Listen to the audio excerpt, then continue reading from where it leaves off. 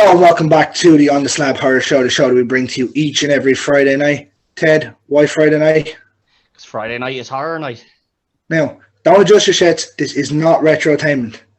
It is, in fact, On the Slab. I am missing my two co-hosts this evening. Shout out to Ian the Dynamo Kelly and Carl Kingwow, who are busy with that pesky work business. But when I'm short, I'll call in the cavalry.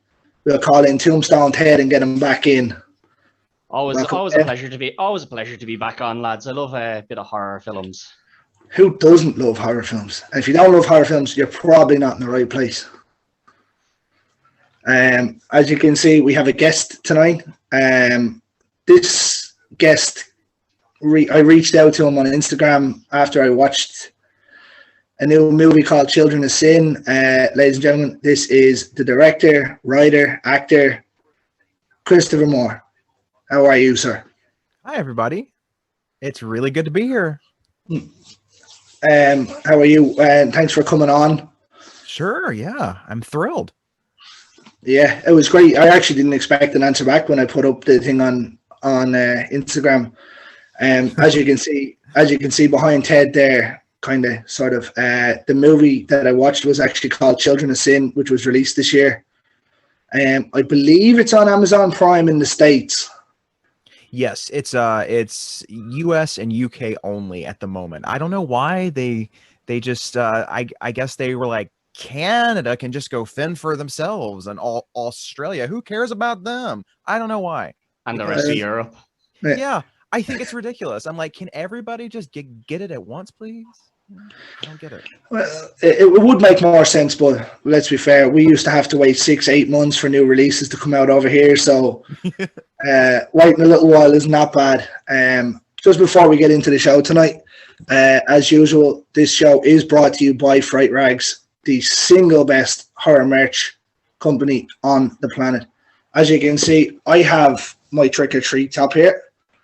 Ted is wearing the Crow. Simply underrated movie, The Crow. On Fright Rags, you can find not any, but a lot of amazing lines. From Killer Clowns from Outer Space to The Crow, Trick or Treat to Halloween Kills, which is obviously one you've seen me wearing before.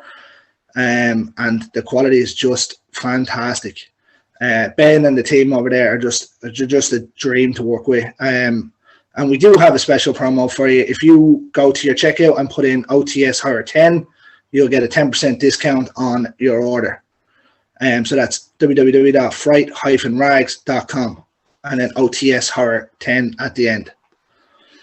Right, so that's that bit taken care of. That's the housekeeping taken care of, as Ian would say.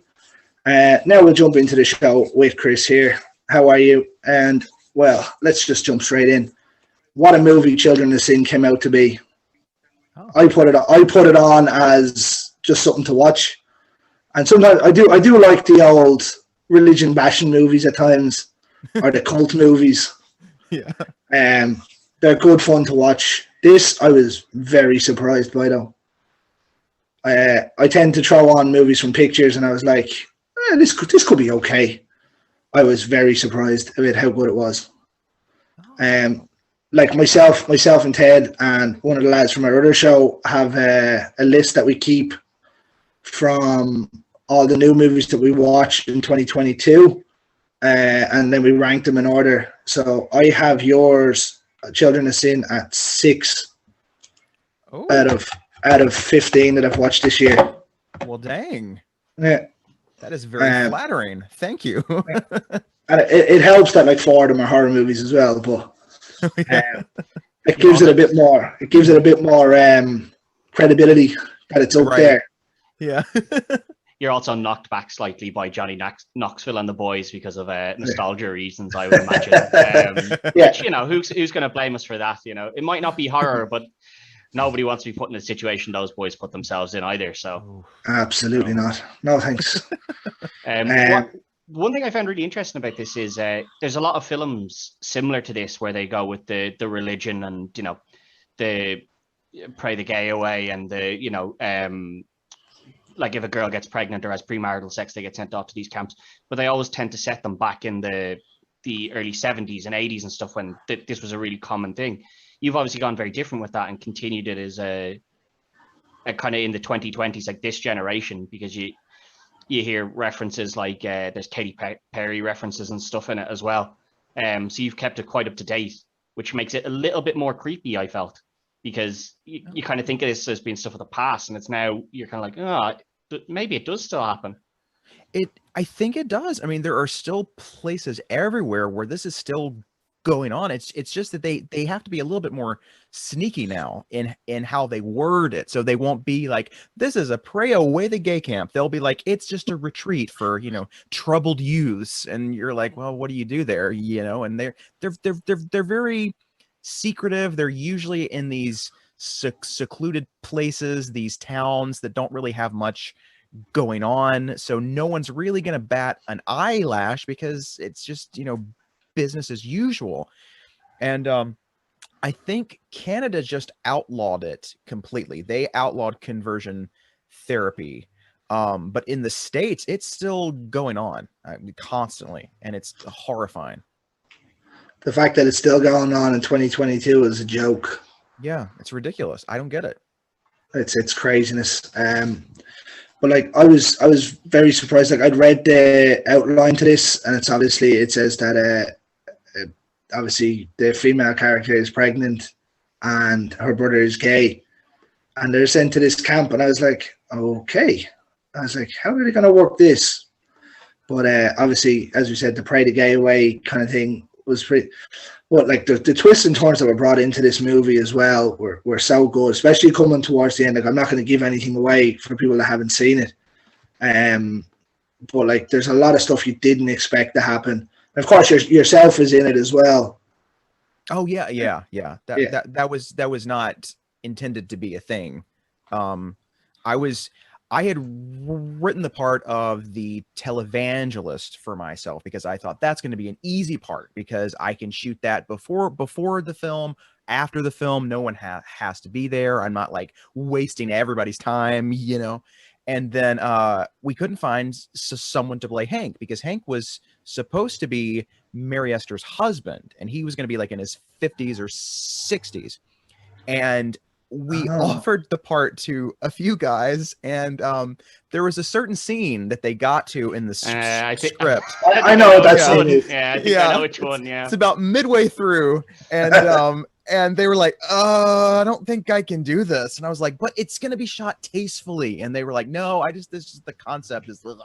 So it was about 3 guys that just turned it down completely. And it was getting really close to the start date. So I was like, if I rewrite Hank as the nephew and then give the televangelist part to someone else, then it might work. So it was just kind of one of those crazy things that happens where you just have to figure out some way to make it work. And so I think it turned out okay, but I think the nephew works out probably better, to be honest, because he's kind of closer in age to the children that are there. So right, the scene where he's a bit more sympathetic to them kind of works a bit better, because if it's going to be someone that's in their 50s or 60s, you're like, they might not be as sympathetic.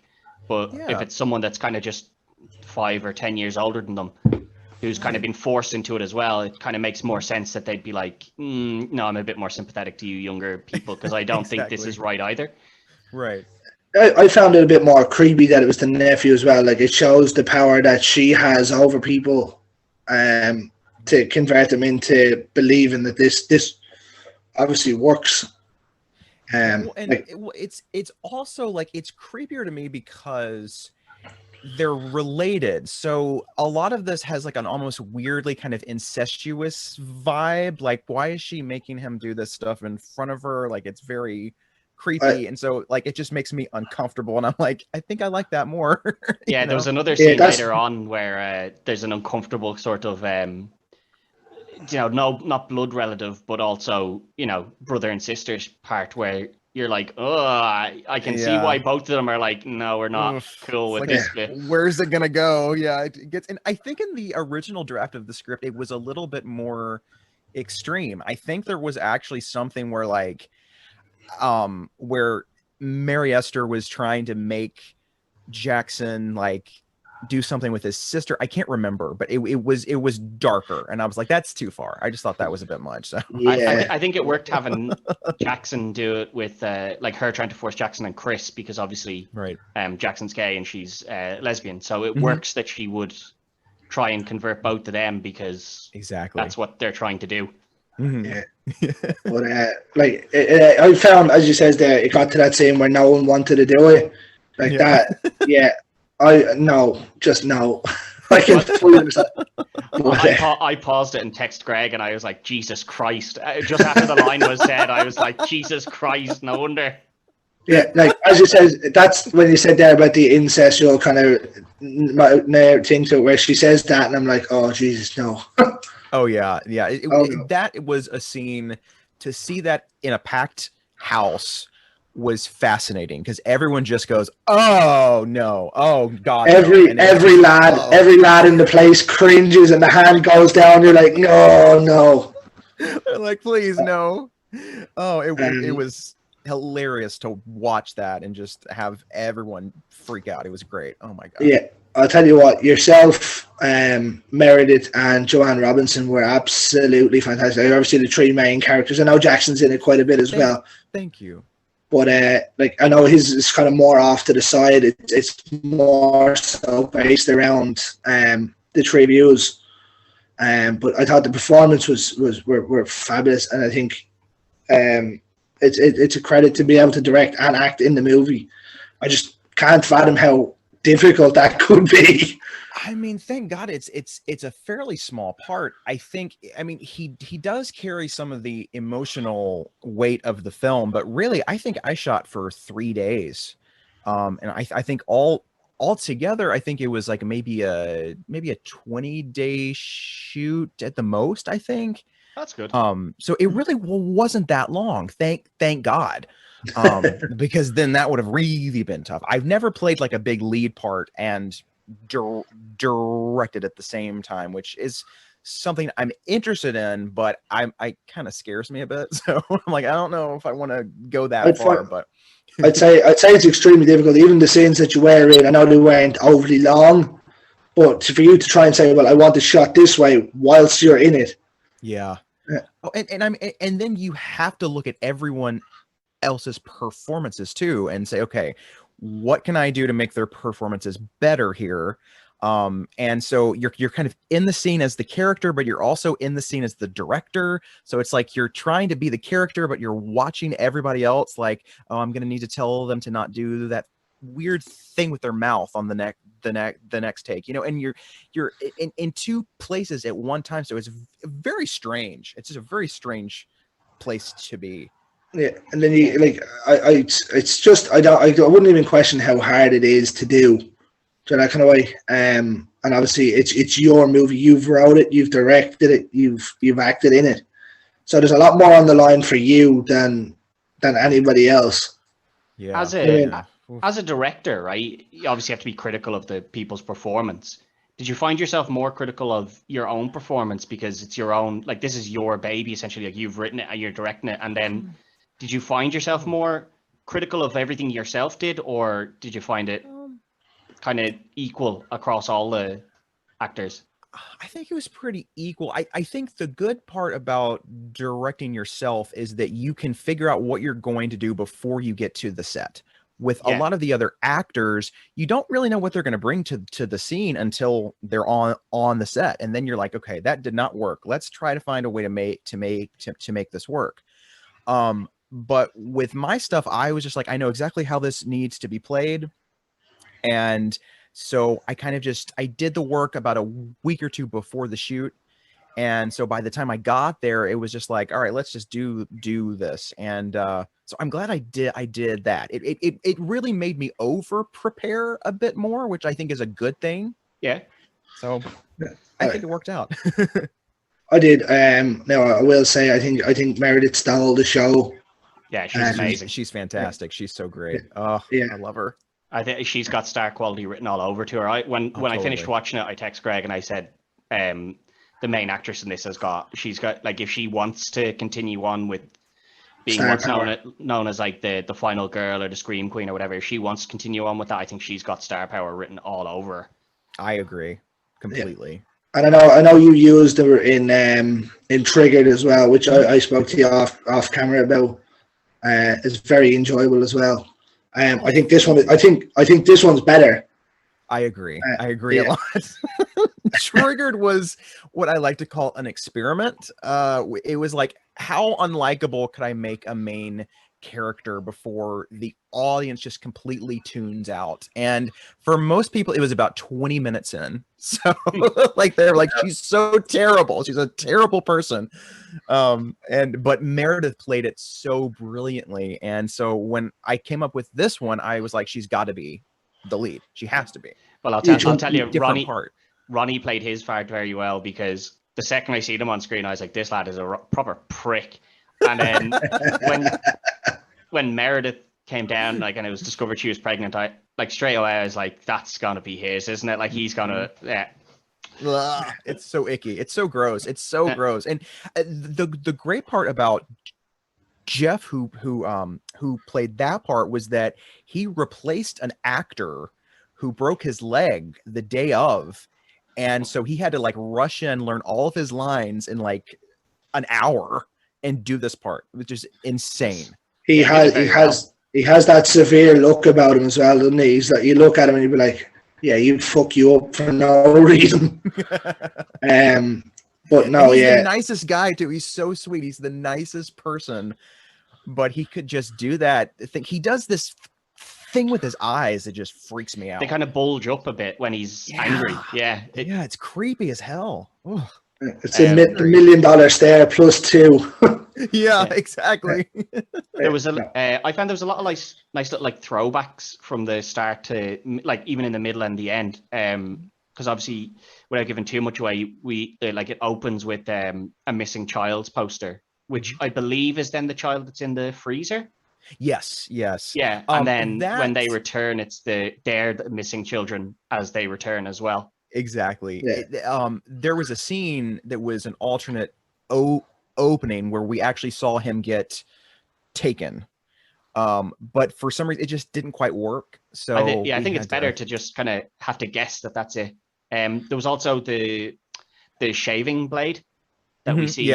Meredith. It's the cutthroat. Yeah, it's the exact same one. It's the same blade though. Yeah, I like that because it's kind of there was a.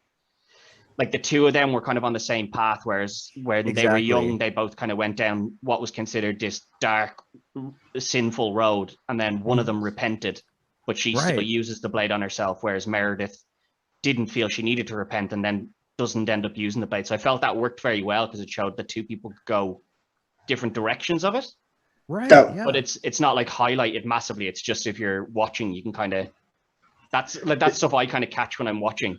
Whereas, some people don't see stuff like that, but that's like, I look out for the little bits like that. I love stuff like that. I love that. That's so cool. I just assumed that like the cult just like gave them out as like something in their gift bags or something. Yeah. So that's what I took of it. Yeah.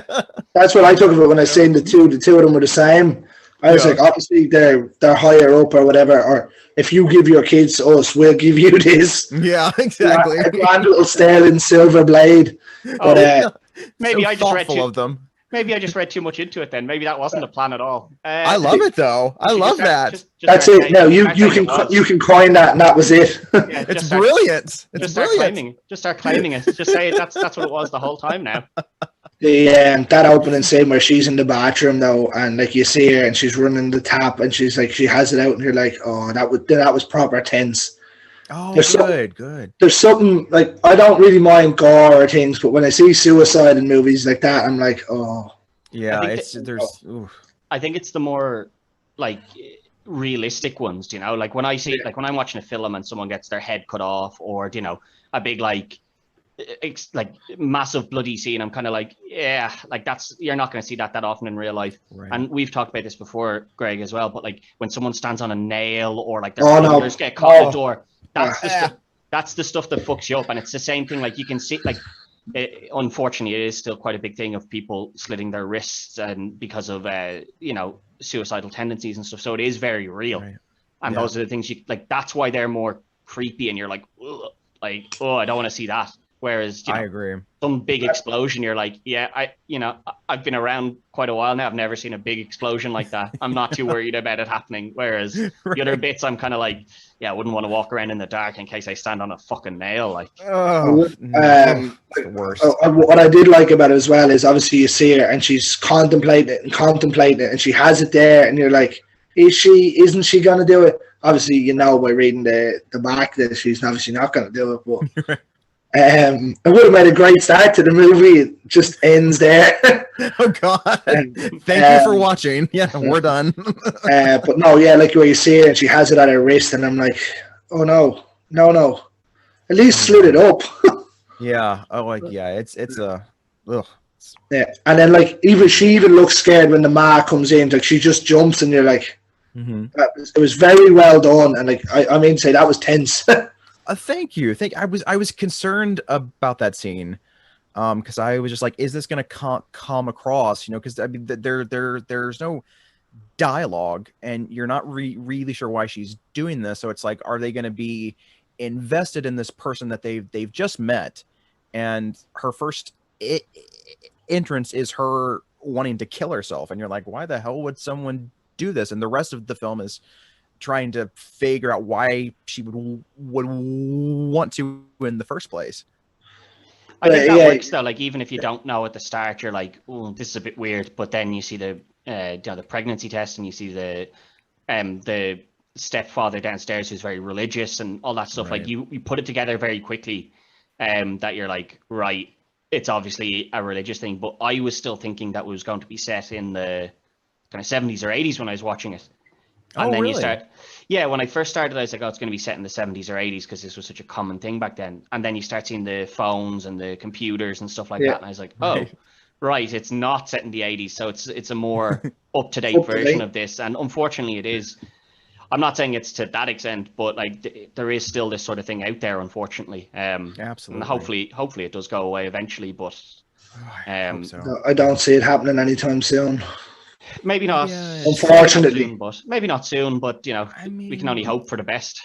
We take these big leaps into the future, and then we go back, and then we take another leap, but then we go back again, and it's like it's this constant thing, year after year.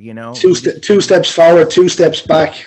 Yeah, it's the weirdest thing. I don't get it. It's like, did we not learn that this thing didn't work? We don't need to bring this back, Like, if you want to bring something back, bring back video stores. I don't know. Like, do that. I like that. Something good. I would be all up for a video store. I'll tell you what, the DVD store, but yeah. I'm just on saying that, obviously, Ian and Carl aren't with us tonight. They're the 2 usual co-hosts with myself. They would fully condone and agree with that statement. Oh, bring back DVDs and video stores. We bring it up quite regularly on the show that we used to go and rent out DVDs and videos and stuff. And sometimes you pick it by the artwork of the box and things. Like this for me, like I imagine that's the actual art cover for the DVD box, is it? Yes. Yeah, absolutely. You'd 100% pick that up in a video shop, and I would have, and went, yeah, I'm gonna watch that. Same. I mean, that was part of the fun, was like, oh, this looks really scary. I wonder if the movie is going to be as scary as the art. Sometimes it was, a lot of the times it wasn't, but it was fun. I love that. Now you need to get some merch, t-shirts printed out. Well, it's funny that you said that, because after the screening, everyone was like, I want a shirt that just says take out your sin stick, and I'm like, oh, okay. Yeah, I don't know Maybe if I could do that. I don't know if I'd wear that shirt, but yeah. No, that one might get you in trouble, but I'd certainly wear a t-shirt with the front cover on it. Well, that we can do. Yeah, the sin stick one might not go down too well. And as you can see, me, Ted, and then obviously the 2 boys aren't here tonight. We all love our old horror apparel. Oh yeah.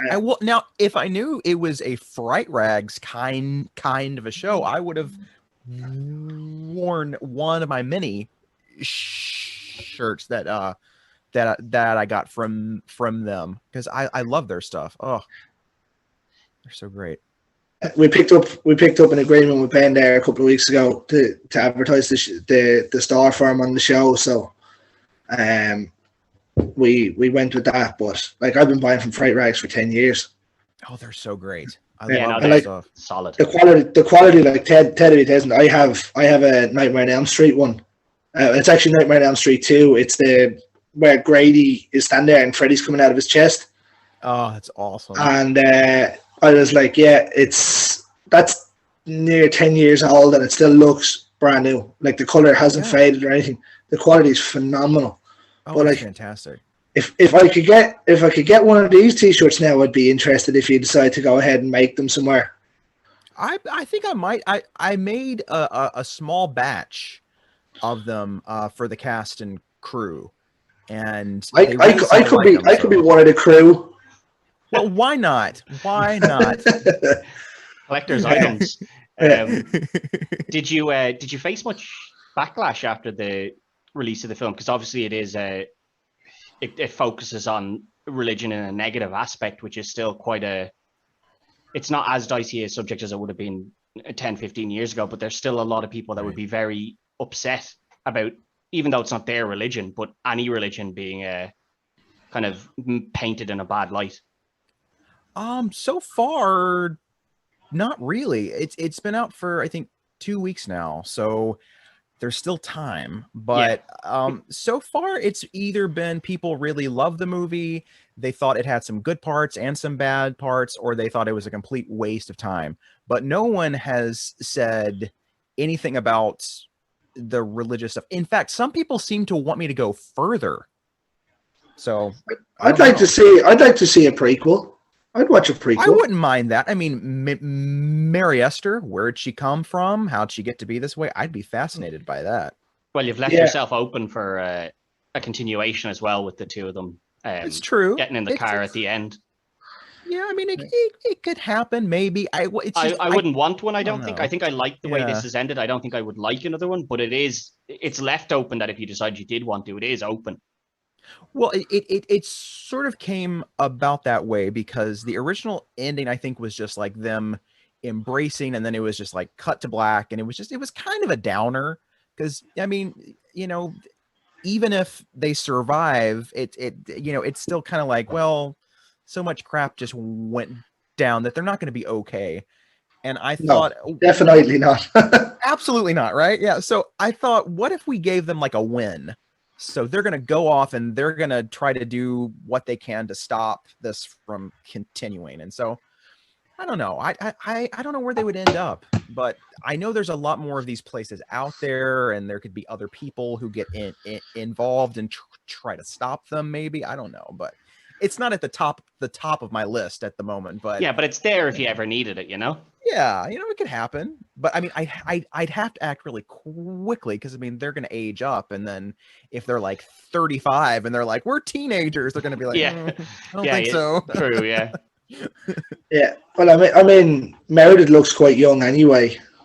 Yeah, so I mean, it's possible. I think I've got maybe a good 5 years before it just gets comical, and then we'll see. Yeah, well, as we said, there's no real need for a sequel to it either. It's just that if it's open, you've left it open ended, which I always kind of like that because it doesn't mean I have to get one. You haven't left it on like a cliffhanger in a sense where it's like, right, what is going to happen next? So if you don't make one, I'm going to be annoyed because I'm like, well, I don't know how this fucking ended.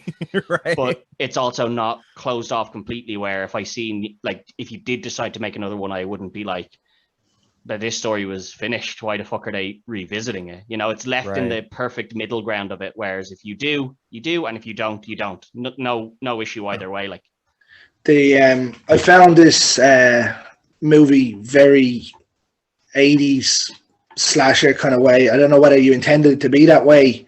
I got a lot of Misery crossed with the likes of Slumber Party Massacre kind of terms to it. I like that. Yeah, like I said, I was only saying to Ted there before we came on, Mary Esther had a lot of Kathy Bates vibes off her.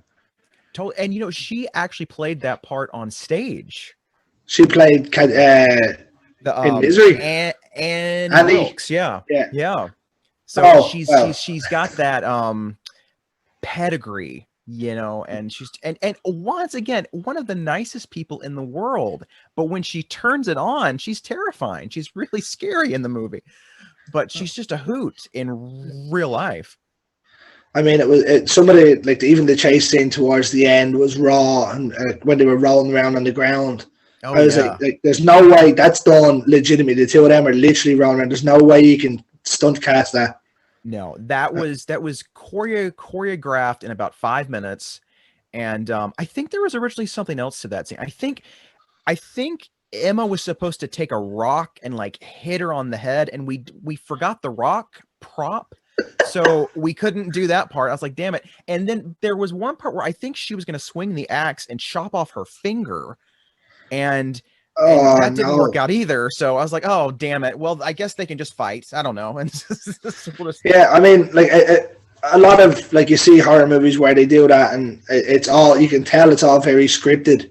Oh, yeah. When you see them actually rolling around and things like that, it's very rare you see that in movies. Normally you'll see someone running and falling, and you will just get on top of her, and then that'll be that.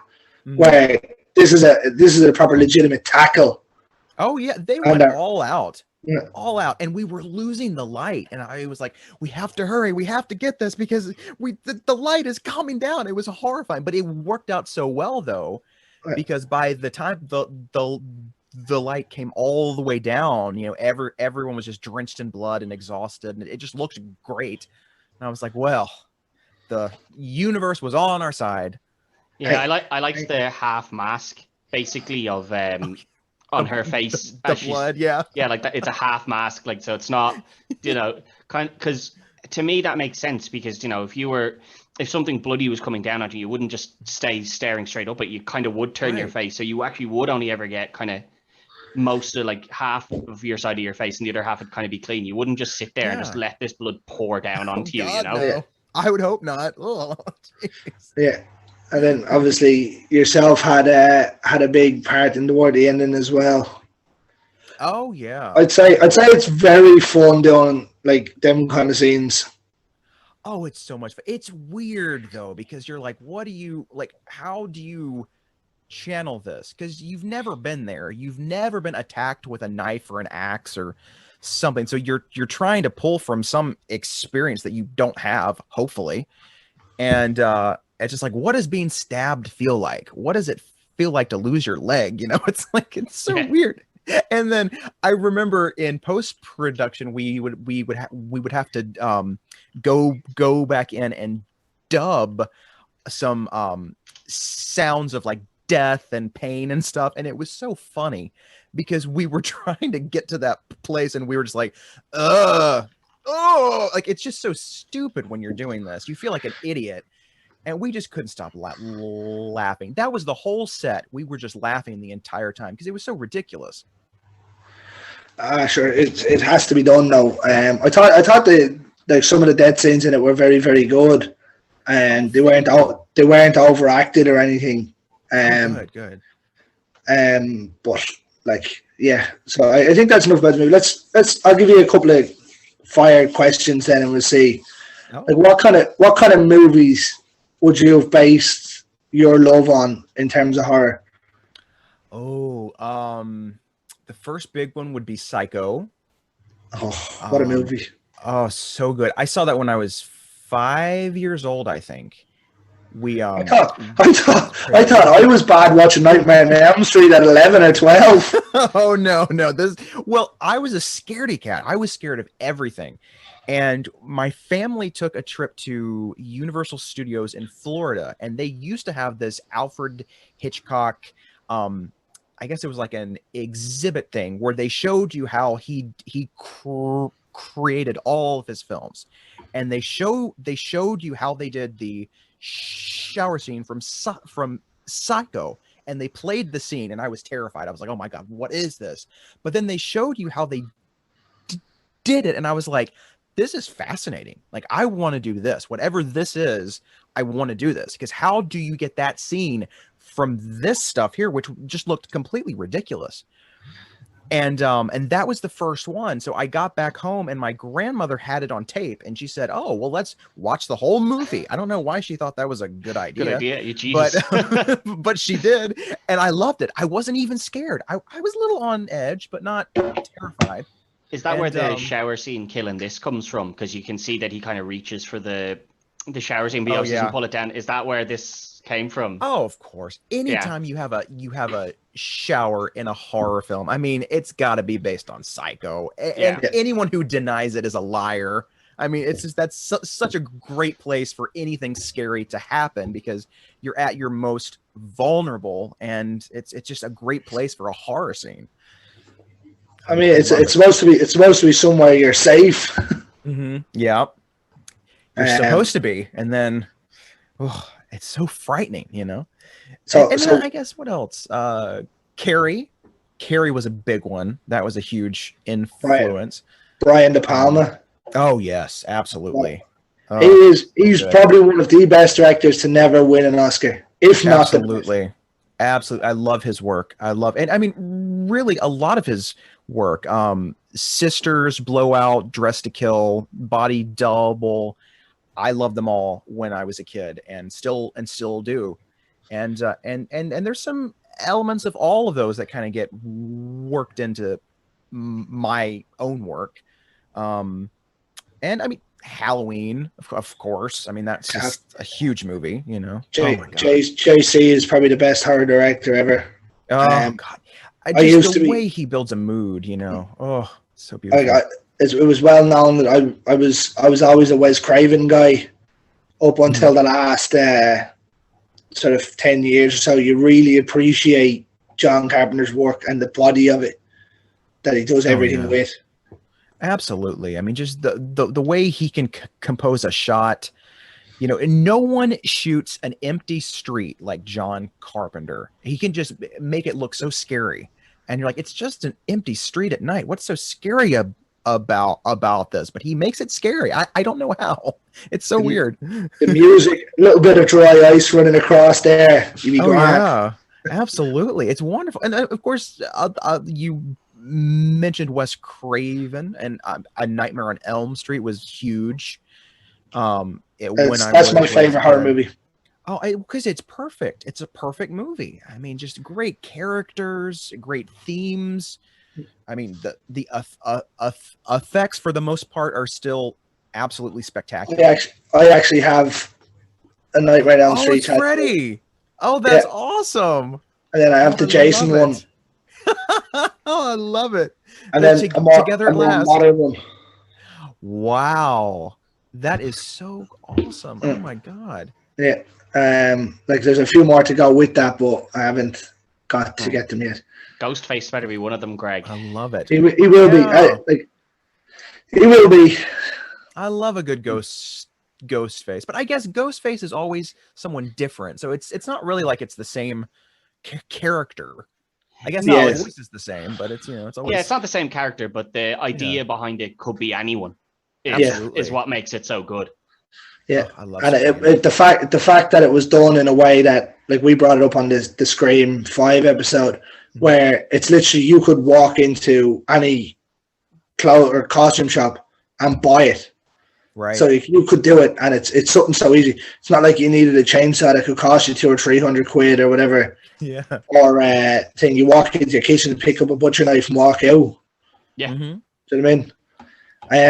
I think Scream was probably the one. It was one of the only ones that you'd seen that where they used the same kind of weapon that you'd seen in a different slasher. Mm-hmm. Obviously, Michael Myers had a butcher knife, and then Ghostface. It's such an easy one to have. It's just a knife. Like everyone has a sharp knife in their house somewhere. Absolutely. Everyone has it for for one reason. You've got your knives there for cutting meat and stuff like that. Everyone has it, so it's a very easily accessible weapon. Absolutely. Yeah, and then obviously there's some big directors in there. Would you watch B-rated horrors then? Oh God, yeah. Oh, I love those were the best ones because those always took these big risks. Always, I mean, I love a lot of the big franchises from that time of course. But you know, every now and then you want to watch like a prom night or a He Knows You're Alone or something that wasn't as well known, but that had something interesting. And yeah, I love those. Oh, they're so much fun. I've got tons that I adore. I literally, if it's a B-rated movie, I'll put it on. Because they're fun. They're so much fun because you never know what you're going to get because there's no Hollywood studio person saying like, you can't have a character like that. You can't kill someone like that. What will the people in middle America think? Who cares? You know, I mean, like that's the big problem in movies now is cancel culture. Like, and that's what I loved about the interview that John Carpenter done with the new Halloween, where they were like signing a petition to get the firefighter scene taken out. Like, he just basically told him to go and fuck off. I mean, that was just plain funny. I don't know how. I mean, because Michael kills everybody. He kills children, men, women, black, white. It doesn't matter. He's killing everybody. He was also homophobic because he killed those two gay lads. And see, John. Personally, I thought, okay, equal representation. Good. Look at that. Well, he's killing everybody now. Listen, we're okay. We're okay with him killing young teenagers. We're okay with him killing children in a playground. We're okay with him killing, police officers, all that. But a firefighter? I mean, nah, we're cut. They were helping him. They were helping. They have to draw the line. Draw the line somewhere here. I'm happy to see children get slaughtered, but a single firefighter? Not having that one, lads. Yeah. Like, and he always kills the dog too. That bothers me. Well, I don't make petitions. That one I would. That does bother me. Really. I'm happy to see him kill whoever he wants, but I always like to see the dog survive. Yeah, I like the dogs. I don't know what it is, but it seems like every horror fan that I know is like, yeah, kill the men, kill the women, kill the children. We don't care, but the dog, don't. Any animal. Animals are kind of off limits. Just don't. As long as the animal's not hurt, we're all kind of okay with it. Exactly. I mean, we all remember the big one from Jaws. That dog definitely survived. Oh yeah, he swam back to shore. No bother to him. He was fine. Like I'm a big fan. I'm a big fan of B-rated horrors. I love them. I love them, and I love the Z-rated horrors as well. I love those shit show ones. Like, Sharknado. I don't give a shit about anything. Oh, it's not feasible. I don't give a shit how feasible it is. I think Tornado with sharks in it. Yeah, that's shit scary, lad. Of course I don't want that coming at my house. Like, how feasible is it to have a guy getting shot 15 times and still coming along? Exactly. I mean, do you know what? One of the most underrated ones I've watched in the last while. Have you seen Hatchet? Oh yeah, I saw that. When did it come out? Was that 2013 or something? Okay, 2013, I think. Yeah. But like I've been watching. I only went back and watched them all again. They're so good. I think I've only seen the first one because there's 3, right? There's 4, I think now. 4. Okay, now there's 4. Oh my god. Yeah, Victor Crowley. Victor Crowley's the last one. That's right. That's right. But obviously, the great Kane Hodder playing Victor Crowley. Oh, absolutely. That man's just anything he puts his hand to, he's just golden. I actually met him in a elevator once, and I couldn't say a thing because I was just like, "You are so intimidating, sir." Because sir, are a big guy. He's like, "You are a very large man, and I've seen you crush people's heads in your hand." I don't know if I can, but he was really sweet. Please don't do that to me. He was a nice guy. Well, I think we'll finish it out then. Ted, do you have any question you want to fire in? No, I think I got all of the questions I had about like the razor blade and stuff like that. And I don't want to ask any questions about stuff that actually happens in the film because I don't want to spoil it because it's so new out as well. I want people to actually watch it. I don't want to tell them everything that happens either. As we said at the top of the show, it is called Children of Sin, and it is well worth a watch. Occasionally, from time to time, when we do a solo movie, we'll give it an on the slab rating. So I'm going to put you on the spot here, Ted. What are you going? Out of 5, many slabs? Out of 5. I I'll go 4 because there's 1 or 2 things that I think leave themselves open to questions without bringing them up because they do give away parts of the film. So I'll leave them there. But yeah, 4 out of 5 for me. Yeah, that's where I was going. Yay. That's where I was going. 4 out of 5. Take it. Gladly, I will. I mean, you're getting 2 Irish boys standing up for it here, so I'm thrilled. I'm so thrilled. I really am. Yeah. As usual, it's a big thanks for coming on and taking the time out of your busy day. This was so much fun. If you ever want to come back on, by all means, absolutely, you can hit me up. Especially if you're gonna break big in the next big movie, you can cast me and Ted somewhere along the way. Here's hoping. We'll be keeping an eye out for your name on the director's board and on the writing and on the acting side as well. We'll be keeping an eye out to. I really did enjoy this one. Greg had sent it on to me, and he said, "Check this one out," because whenever we kind of see new horrors coming out, we'll just text each other about them.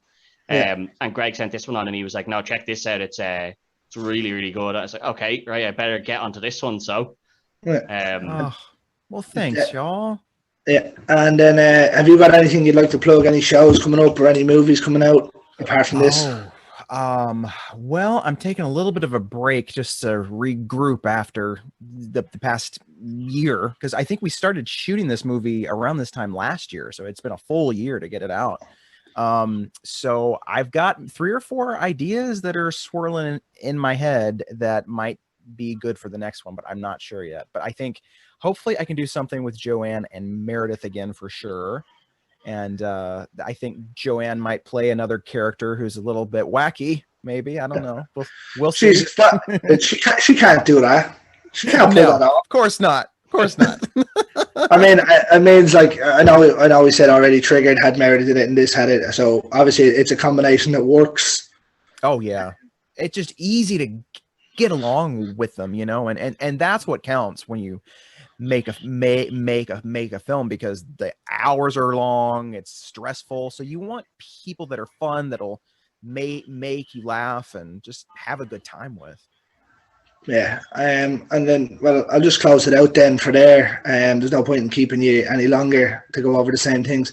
This has been on the Slab. It is Friday night. Do the usual. Go hit like, subscribe, and share on the YouTube page and on Spotify. We will tag you in this when it comes out and whatnot. And as usual, on a Friday night, what better thing to do than sit here and listen to us talking. Now, again, it is not retrotainment. This is on the Slab, and we will leave it there. And in the words of the great George A. Romero, stay scared.